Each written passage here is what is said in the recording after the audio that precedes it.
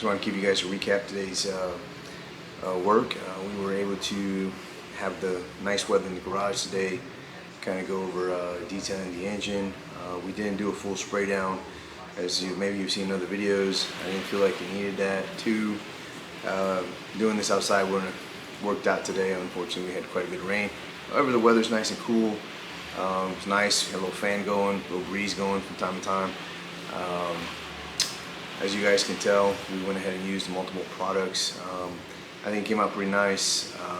I want to kind of give a shout out to, looks like Appelé Professional Brushes. These got into those hard to reach areas that you know, you think about it and you don't think about. It's better than skinning your knuckles. So I highly recommend those brushes. Two, we use the Tubble towels. They're pretty nice. I think Chris Fix had put them on there and recommended them. Definitely worth the investment. I think they ran, I want to say, roughly about $20 to $30 maybe. They're pretty nice. As you can tell, it's a pretty big container. 90 wipes in it. I think this lasts quite a bit, as we have several vehicles to go ahead and detail. And then last, you guys saw, I was using the Ultimate Black by Maguire's. It's a pretty cool product.